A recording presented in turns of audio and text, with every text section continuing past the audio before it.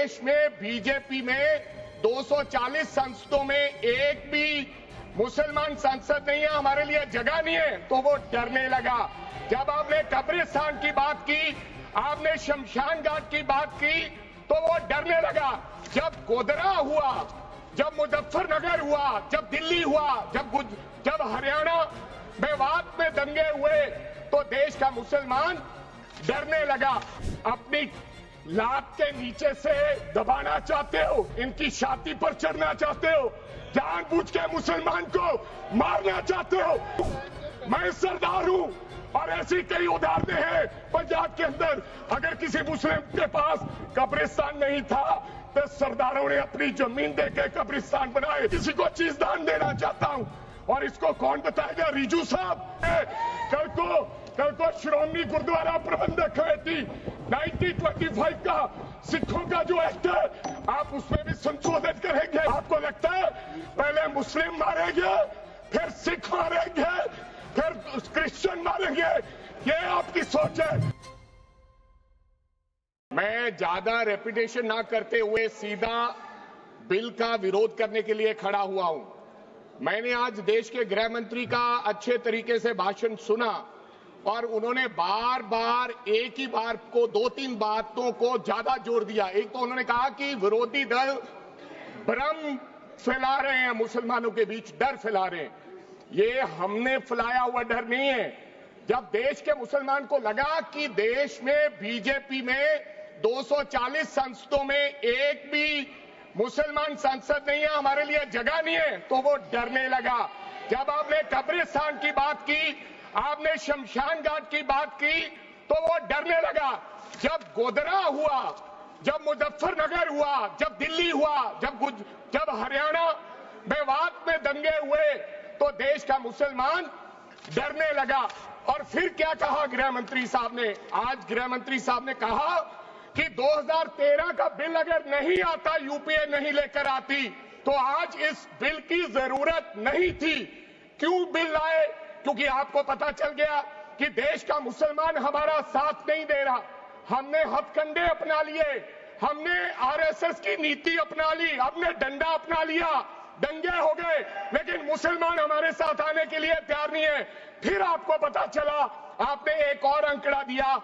आपने कहा 1913 से 2013 तक केवल 18 लाख मुसलमानों का जमीन था, और 2013 से अब तक 21 लाख और हो गया, यानी कि 39 लाख टोटल जमीन हो गया।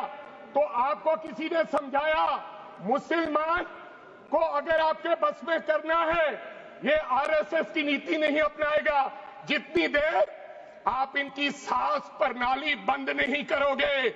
अगर वक्फ बोर्ड नहीं छीनोगे, अगर जमीनें नहीं छीनोगे, तब तक मुसलमान आपके सामने झुकने वाला नहीं है।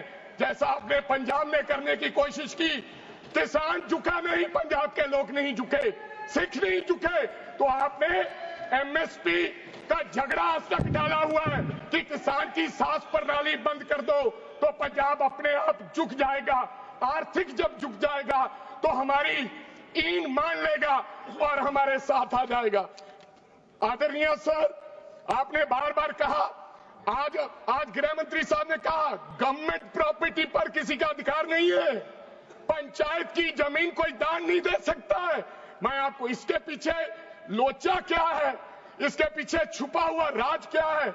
1947 में जब बंटवारा हुआ था, 47 से लेकर 1954 तक सारी प्रॉपर्टी गवर्नमेंट के नाम हो गई थी।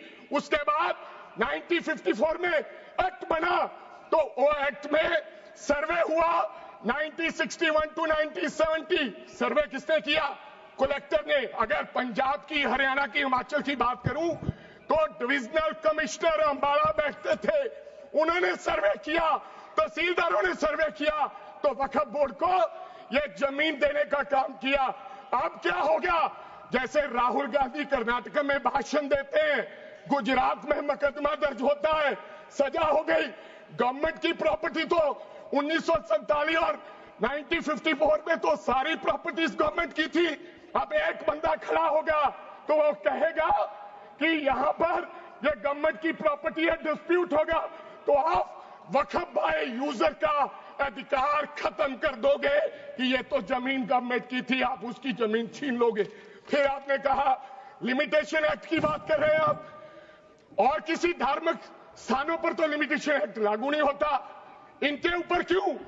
आप जानबूझकर इनको अपनी लात के नीचे से दबाना चाहते हो, इनकी छाती पर चढ़ना चाहते हो, जानबूझ के मुसलमान को मारना चाहते हो, जानबूझ के इस देश में मिनॉरिटीज को खत्म करना चाहते हो। इसको एक्सपांड कर देना, जानबूझ के मारना चाहते हैं मुसलमान को, हो गया, इट शुड बी एक्सपांड, और लास्ट आपने कहा प्रैक्टिसिंग मुस्लिम, एक आपने और कंडीशन लगा दी लास्ट कि 5 साल प्रैक्टिस मुस्लिम होना चाहिए, वो दान दे सकता है। मैं सरदार हूं और ऐसी कई उदाहरणें हैं पंजाब के अंदर, अगर किसी मुस्लिम के पास कब्रिस्तान नहीं था तो सरदारों ने अपनी जमीन देके कब्रिस्तान बनाए। ये कौन सा अधिकार है कि मैं किसी को चीज दान देना चाहता हूं? और इसको कौन बताएगा? रिजू साहब ये बताएंगे कि ये प्रैक्टिसिंग मुस्लिम है या नहीं है? ये सरासर अन्याय है। कल को श्रोमणी गुरुद्वारा प्रबंधक कमेटी 1925 का सिखों का जो एक्ट है, आप उसमें भी संशोधन करेंगे। आपको लगता है पहले मुस्लिम मारेंगे, फिर सिख मारेंगे, फिर क्रिश्चियन मारेंगे? ये आपकी सोच है और मैं बिल का विरोध करता हूं।